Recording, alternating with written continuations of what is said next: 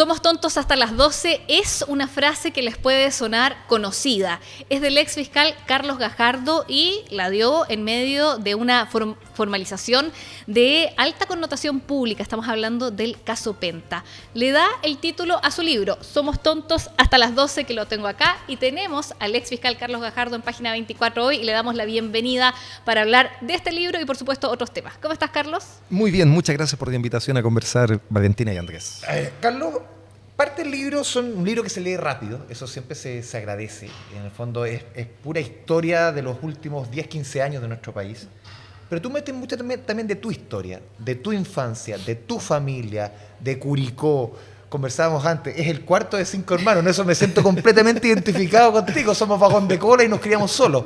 Pero en el fondo, Carlos, ¿por qué poner tu historia claramente en tu historia, pero en el fondo tu historia personal, sí, que marca mucho lo que viene después? Sí, lo que pasa es que es un libro bien biográfico, ¿no? Este no es un libro investigativo o periodístico en que yo revele hechos de alguna manera neutra, ¿no? Buscaste contar tu historia. Sino que en el fondo es mi mirada respecto a lo que yo viví en la fiscalía, lo que me tocó, por qué llegamos a donde llegamos, y yo creo que parte de eso también tiene que ver con mi biografía, ¿no? Que por distintas cosas me va llevando hasta donde me llevó. Y creo que era importante contarlo y bueno, lo tratamos de contar de una manera lúdica, por supuesto. Tienes mucha razón que es un libro que tiene la pretensión de leerse rápido. No es un libro para abogados, es un libro para la gente de la calle, ¿no es cierto?, para el ciudadano normal. Y agradezco que esa intención se esté plasmando.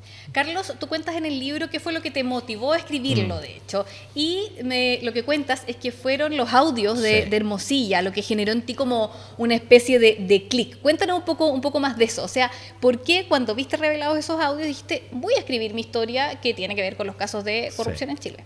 Sí, porque efectivamente siempre estuvo dando vuelta la idea de escribir el libro, de contar cómo había sido este caso, porque yo creo que es bueno que el paso del tiempo no borre la memoria de cómo pasaron las cosas. Pero siempre hay ciertas dificultades para hacerlo, pero el día que se publican los audios primero, ¿no?, la conversación entre Hermosilla, Leonardo Villalobos y Daniel Sauer, hubo un primer clic de decir, sabes que esta cuestión hay que contarla, porque ahí se hablaba con mucha desfachatez, digamos, del funcionamiento de la justicia. Estas cosas se arreglan con plata, o hay que quemar la oficina, ¿no es cierto?, del Servicio de Impuestos Internos, cosas que se decían. Me pareció que era importante contarlo, y luego vinieron los WhatsApp, donde ya derechamente Hermosilla y Guerra hablaban de nosotros. Fue, digamos, la palabra final para contarlo. Carlos, quería ir también a uno de los casos que cuentas acá, porque uno dice Carlos Gajardo y... Como caso Penta. Es como caso Penta. Hay harto antes. Hay más, y hay casos de alta connotación pública, como decíamos al inicio, como el de la llamada Quintrala, María del Pilar Pérez, que te tocó asumir, y quizás fue la primera investigación que generó que tu nombre estuviera muy presente en los medios por el impacto que generó el asesinato de Diego Schmidt-Hebel y todo lo que vino después. ¿Cómo fue ser fiscal y darse cuenta que en el fondo tu nombre también empezaba a tener un lugar en los medios de comunicación? ¿Cómo fue vivir ese caso también? Por una casualidad, ¿no es cierto? Porque yo estaba de turno.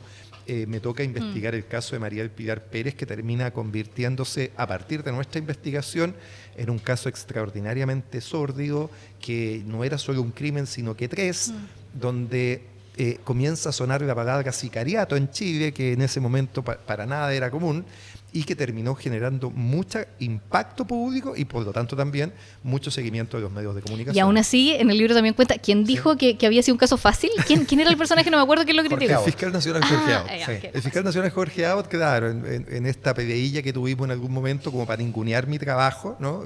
Decir que yo no era nada especial como fiscal, dice, no, el caso de María del Pilar Pérez era un caso de escolares, dijo, ¿no? Cuando han habido casos semejantes de sicariato con resultados, derrotas terribles para la Fiscalía. El caso de Diana Heger, por ejemplo, en el sur, donde la Fiscalía acusó sicariato y terminó con una absolución, y otros semejantes, ¿no? No, yo lo cuento porque de alguna manera, claro, paso algunas cuentas en este libro, por supuesto. Carlos, tú también cuentas desde tu inicio, tú siempre tuviste afinidad con los números. Sí. Y ahí te fuiste acercando a los casos económicos. Sí. Esto nace en el colegio, no sé, facilidades con el cálculo, las matemáticas. Generalmente los que estudian letras, o sea, cuestiones más relacionadas con la humanidad, los números los miran de lejos. tú siempre tuviste esa cercanía con los números y te fue marcando un poco tu historia, ¿no? Y la influencia de la dictadura, ¿no es cierto? Ya. De haber vivido yo, imagínate, nací en el 72 y salí del colegio en el 89, o sea, casi la dictadura completa, ¿sí? Para mí eso fue muy influyente, darme cuenta que estábamos en un país que necesitaba desde el mundo de la justicia tener cambios, mejoras. Entonces, desde muy tempranamente, a pesar de que me gustaban mucho las matemáticas, yo tenía metido que tenía Pero que pudiste estudiar mezclar Derecho. las dos cosas en el fondo. Eso Claro, entonces decido estudiar Derecho y si te gustan las matemáticas es natural que tú derivas al Derecho económico, ¿no es cierto? A juntar números y letras. Y entonces como derivé casualmente también, ¿no?, a ser fiscal, lo natural fue derivar al Derecho penal económico y por eso yo creo que se conjugaron esas cosas. Por eso cuento, ¿no?, que era bueno para las matemáticas, porque creo que eso tiene vinculación que después cuando investigamos los casos económicos, para mí revisar balances, ver números, ver qué cifras no cuadraban, era bastante natural. Cosa que en general yo creo que a los periodistas también les pasa, ¿no? Como que los números es una cosa media inentendible. Y lo comentábamos acá en esta conversación, hubo un camino hacia el caso Penta, ¿cierto? No fue de un día para otro que llegaste a ese caso, pero ¿qué significó enfrentar el caso Penta en tu trayectoria de fiscal? También, como decíamos, fue una cosa llevando a la otra, Claro. ¿no? Por casualidades yo decidí volver a ser fiscal en Santiago, por una casualidad también termino en la zona oriente, que es donde está el domicilio de las empresas, y eso significó que pudiera investigar este tipo de casos. Para mí, a poder haber investigado la corrupción en la política, ¿no?, el caso Penta, el caso SQM y el caso Corpesca, que para mí son un gran caso, esos tres, lo considero un privilegio notable en mi trabajo. Soy muy agradecido de poder haber sido fiscal, de que me hayan tocado estas investigaciones y de poder haberlas trabajado con mucha decisión. Mucha gente me dice, ¿no?, oye, tú que lo pasaste tan mal en la fiscalía, te maltrataron tanto, yo soy tan loco, les digo yo, no, yo lo pasé muy bien en la fiscalía, fue un trabajo que me hizo muy feliz, me llenó de desafíos, de satisfacción, de reconocimiento. Entonces, para mí, claro, haber hecho esta investigación en los temas políticos es el... ¿Tuvo costos personales, perdón, Carlos? Pero- ¿Tuvo costos, no sé, tu pero familia, muy tus pequeño. hijos, a ti, no sé, amenazas, cosas de ese tipo, no? Hubo deceras, ¿no? En algún momento esto salió en la prensa, pusieron una bomba de ruido en la esquina de mi casa, en un barrio que era residencial, nítidamente era una De repente señal puede pasar para mí. apoderado en el colegio. Siempre pasan esas cosas que uno dice... No, en general no. Jamás he querido victimizarme por el caso porque, como te digo, para mí solo tuvo cosas positivas, aunque por supuesto, y esto yo me di cuenta tempranamente, el caso Penta significó el término de mi carrera como fiscal también. Ahí tú veías que la puerta de salida estaba cercana. No, por supuesto. Yo, en el Ministerio Público y en los tribunales también, el ascenso a los estadios efectivamente de poder, ser fiscal nacional o ser ministro de la Corte Suprema, pasa por el beneplácito, el besamanos del poder político. ¿Pero en qué momento y yo dijiste- sabía que eso no lo tenía y no lo iba a tener. Pero ¿en qué momento dijiste, este caso me está marcando la puerta de salida? No, ¿Qué, eso- ¿Qué decisión tú dices? Aquí soné. No, eso lo vi en el 2015 y hay una entrevista en que lo digo, ¿no? Hay una entrevista en que yo digo, sé que el ascenso para mí está vetado. Fui muy consciente de aquello. Y bueno, son las reglas del juego, digamos. Pues no iba a significar que yo cambiara mi forma de trabajar. Pero fui muy consciente tempranamente porque además en los inicios del caso, cuando se destapa la arista SQM, hubo un intento de quitarme el caso que significó que yo renunciara 3 años antes, ¿no es cierto?, del 2015 a la Fiscalía y que luego se dejara sin efecto esa decisión. Pero tenía mucha claridad de que el caso Penta, y SQM sobre que todo, significaba un punto que no iba a poder... Sin retorno. Sí, sin retorno para las posibilidades de ascenso de la Fiscalía. Lo tenía muy claro eso. Ahora, también trajo cosas dulces o cosas anecdóticas que lo cuentas en el libro, que son estas fotos que te pidió hasta Álvaro Enrique, ¿o no? Así como... Era como rockstar en su como Ella de a conciertos, rockstar, a comidas, cosas así. No, pero a mí siempre me ha gustado la música y el fútbol, y eso lo he hecho desde que... El fanático de la U, Sí, reconocido. voy Sí. siempre al estadio, claro. a ver a Chile también, deporte en general y música siempre, Pero tú sentías básicamente rock latino. ese cariño, en el fondo. Sí, por supuesto. Es que se dio una lógica muy de gente normal contra élite, ¿no es cierto? Así fue como se terminó leyendo el caso. que este era un caso que desnudaba la manera en que funcionaba el poder en Chile. Ya, vamos al título, ¿no? Sí. Vamos, avancemos al Somos tontos hasta las 12, que es como un hito, podríamos decir una como viralización, ahora le llamaríamos, no en el 2015, ¿no? Quizás no teníamos esos términos. ¿Cómo se dio? Lo cuenta un poco en el libro, pero para Spoileemos. spoileemos un poquito, para contarlo. Por eso yo creo que son importantes las historias previas, ¿no? Entonces, esto tiene que ver con que yo soy de Curicó, yo soy curicano, ¿no es cierto? Entonces estoy muy acostumbrado a los dichos, a los refranes populares. Los uso mucho en mi vida en general, ¿no? Yo paso diciendo dichos populares. Y entonces estábamos en pleno alegatos del caso Penta. Yo mi alegato lo tenía muy preparado, muy estructurado, lo había estudiado días previos, y ese alegato terminaba diciendo que Empresas Penta se había transformado en una máquina para defraudar al fisco, que también hizo harto ruido esa frase. Luego vienen las contestaciones, y entonces los abogados de la contraparte, sobre todo los controladores, insistían en que los controladores no sabían lo que estaba pasando, y si tú no sabes, no eres partícipe del delito, ¿no? Que esto lo hacían los subalternos, específicamente el gerente general, Hugo Bravo, y que por lo tanto ellos no podían ser perseguidos por una conducta que ellos desconocían. Y eso, desde mi punto de vista, desde el punto de vista de la Fiscalía, era inverosímil, es decir, había una serie de antecedentes que demostraban lo contrario. Entonces, cuando me toca el turno de replicar, empiezo a mencionar estos antecedentes, ¿no? Le digo, los contratos de forward están firmados por los controladores, las platas están depositadas en la cuenta de los controladores, las cónyuges de los controladores también daban boletas falsas, esos dineros se depositaban en las cuentas de los controladores, o sea, un listado completo de cosas que mostraban que ellos estaban perfectamente enterados. Las platas políticas, los políticos se las pedían a los controladores, los correos electrónicos, etcétera. Entonces, para ejemplificar esta idea, se me ocurre el tema de esto de somos tontos hasta las 12, o sea, no abuse de nuestra inteligencia. Y yo digo, magistrado, en el campo dicen que somos tontos hasta las 12, pero que después de las 12 se nos pasa. Y yo miro el reloj de pared que había. Y casi como guión. Claro. Y el reloj marcaba las 12:05. O sea, de guión. Pero por eso fue totalmente improvisado. 12:05, ¿no? Entonces miro, está todo esto filmado, ¿no? Lo vi hace poco antes de escribir el libro. Entonces yo miro a la pared, vuelvo a donde el juez y le digo, magistrado, son más de las 12, ya no somos tontos a esta hora, ¿no?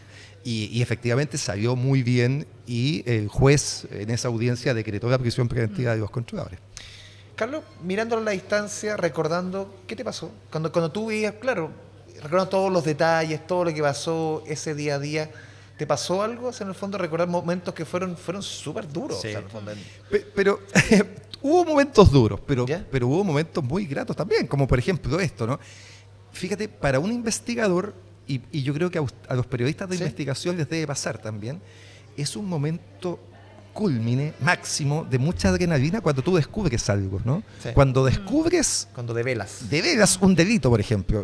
Lo cuento en el libro, en el momento en que encontramos la primera factura falsa, que es la factura de la boleta de Iván Moreira, ¿no? Sí. Y el correo donde dice el raspado de la olla. Yo recuerdo eso como si fuera... Otra frase que queda para el... Icónica. Célebre, sí. Y yo esa... Yo creo que a Moreira le pesa más que cualquier cosa. Pero ahí está sentado en el Senado, digamos. Pero mira, yo esa imagen la recuerdo vívidamente. O sea, recuerdo estar frente al computador, ver este correo, ver el raspado de la olla, ver el correo siguiente en que me envía la boleta, el correo siguiente en que me envía el depósito. Aquí estamos. Y darme cuenta que están financiando una campaña política en ese momento, ¿no? Entonces, me repongo de la impresión y salgo a buscar a mis compañeros, ¿no? Salgo a buscar a Pablo Norambuena, que es el fiscal que trabaja conmigo, y a Fernanda Lazo, que es la abogada que trabaja conmigo. Y le digo, oiga, vengan a ver lo que encontré. O sea, esos momentos de adrenalina, que pues te das cuenta de lo que estás descubriendo, son impagables. Para una persona que se dedica a esto es muy gratificante. Y de eso la investigación estuvo plagado, de momentos así, como este, digamos. ¿Cómo es la vida fuera de la Fiscalía? Cuando te escucho, es como... ¿Cómo estás fuera del Ministerio Público? ¿Cómo ha sido tu vida? Bueno, estás todavía muy presente en los medios de comunicación. ¿Echas de menos la Fiscalía? Lo que pasa es que uno, no sé de quién es esta frase, pero yo creo que uno no tiene que volver al lugar donde fue feliz, ¿no? Y yo lo he pasado muy bien también, ha sido muy gratificante también mi vida fuera de la Fiscalía. La decisión que tomamos cuando nos fuimos fue instalar una oficina de abogados, una oficina que nos ha ido muy bien en lo profesional. Me he vinculado mucho más con los medios, ¿no? Soy panelista en televisión, en una radio, aquí cerquita. Claro. Me he dedicado mucho más a la vida académica, hago clases de estos temas de compliance en algunas universidades. Entonces, ¿nunca la política? Te han ofrecido, tú dices en el libro, te han Sí, ofrecido, sí, han me imagino, habido. de todos los partidos. Han habido, y han habido además vaticinios, ¿no? De que yo me voy a dedicar a la política, que todo esto lo hice para dedicarme a la política. Esto pasó en el 2015, ¿Ese estamos en el palito 2025. no lo vas a pisar ese palito? O sea, yo más que lo que yo diga, han pasado 10 años y no lo he pisado, digamos, ¿no? Ya. Ahí está mi historia. ¿No te ¿Es que ya atrae? no? ¿Ya no? Yo diría que no, pero el futuro Ya. nadie lo ve. Pero yo diría que no, sobre todo porque me parece, yo respeto mucho la actividad política, me parece que la actividad política es una actividad noble, seria y es para políticos profesionales. Yo creo que las experiencias que en el mundo hemos tenido de políticos no profesionales en general no son buenas. Me satisface mucho tener una actividad como ciudadano, como persona que puede participar en el debate público, en los temas que sabe, que son básicamente estos, ¿no? Y la política no es algo que me llame la atención. Carlos, ¿sabes qué? Me surge una pregunta con toda esta conversación respecto a las filtraciones. Tú como fiscal lo viste cuando la investigación dejó de ser secreta en el caso Penta, cómo se empezó a filtrar, O sea, ¿cierto? en una semana, tú dijiste ya Sí, está... sabía todo. lo contabas Lo ahí. cuento ahí. Las filtraciones han sido un tema, ¿cierto?, de debate respecto a cuánto se filtra, lo importante Se ha o querido no. legislar frente al tema. Se ha querido legislar. ¿Qué opinas de todo ese ámbito? Yo lo que digo a ese respecto es que las filtraciones solo son temas de debate y se quiere legislar cuando afecta a poderosos, cuando estamos hablando de causas de cuello y corbata, ¿no es cierto? Porque cuando se filtran los casos de los cara de jarro, de los cara de pelota, ¿no es cierto? Del Y otros Chandaragua, nombres que no se pueden repetir. o lo que quiera, ¿no es cierto? De los crímenes normales. Sí. Y que la televisión, los noticiarios Sí. viven de eso, ¿no es cierto? Usted Sí. prende el noticiario y los primeros 30 minutos son temas e investigaciones que son básicamente filtraciones. Nadie dice nada, ¿no? Pero cuando la filtración es y le afecta al poderoso, entonces salta el colegio de abogados, ¿no es cierto? Y dice, no, esto no se puede tolerar. Saltan estudios y dicen, no, esto es imposible. No, a mí me parece que es bien cínico ese debate. Carlos, 17 años en la fiscalía, casi 7 afuera, o sea, 25 años un poco rondando. ¿Hay justicia en Chile? Hay una sensación fundada, parafraseo a Milton Juica, de que en Chile hay dos sistemas de justicia. Es una sensación, la gente lo siente, pero es una sensación fundada, que está basada en hechos, ¿no? Y es muy dramático porque eso significa que la gente hoy día cree poco en su sistema de justicia. Desde hace 10 años esto está medido por distintas encuestas internacionales y nacionales. Esta semana, hoy día, viene publicada una en el Mercurio que hizo la Universidad de San Sebastián y todas dicen más o menos lo mismo. El 80% de las personas no cree en el sistema de justicia de Chile. No, yo participo de aquello. O sea, el sistema no funciona igual cuando hay una persona con poder versus cuando la persona es NN. Y yo creo que eso le hace un grave daño al sistema, que la gente no confíe en su sistema de justicia, le hace un grave daño porque inhibe de denunciar, inhibe de concurrir al sistema de justicia, puede promover la autotutela, que te haga justicia por propia mano, inhibe a que testigos que vean algo vayan a decir lo que vieron, es muy dañino. Y peor aún, me sorprende mucho que a pesar de que estas cifras están ahí, nadie hace nada para modificarlo. O sea, debate o conversación sobre modificar algo para que esto cambie, no hay. ¿Y qué ¿no? habría que modificar? Varias cosas, pero yo creo que lo primero es modificar los sistemas de nombramientos de la alta autoridad. El sistema requiere tener más autonomía y más independencia, que el fiscal nacional, regional y el ministro de Corte, ¿no es cierto?, no le responda al poder político. Y el problema es que hoy día, para ser fiscal nacional, lo hemos visto con nitidez en todos los nombramientos, o para ser ministro de la Corte Suprema, tú tienes que tener el pase de la clase política. Tu nombramiento finalmente se aprueba en el Senado. Y este sistema, están todos de acuerdo que es pésimo. Y a pesar de que están todos de acuerdo con que es pésimo, nadie lo cambia. O sea, Carlos, en la última etapa de este capítulo, ¿qué estás leyendo? Siempre recomendación y qué está leyendo nuestro invitado, invitada. oye, estoy leyendo, y es un libro muy interesante, el último que sacó Daniel Matamala, ¿Ya? Cómo mueren las democracias, me parece que es el título que aborda distintos aspectos de los gobiernos populistas en el mundo. Y es muy interesante porque nos alerta. A mí en general no me gusta asustarme mucho por lo que pasa, ¿no? Pero aquí Sí. alerta sobre cosas que están pasando y yo creo que es un buen ejercicio leer ese libro, que está también ahí en el ranking de los más leídos. Carlos, muchas gracias por estar con nosotros en Página 24 y eres bienvenido si hay otro libro por ahí en carpeta. Muchas gracias a ustedes por la invitación, ha sido una conversación muy grata, al menos para mí. Gracias, Carlos. Nos vemos en otro capítulo. Nos vemos en otro capítulo. Como siempre, los dejamos invitados a que se conecten con nosotros en YouTube, en Canal 24 Horas, Spotify, Apple Music y también en redes sociales para que nos comenten acá en Página 24. Chao, chao.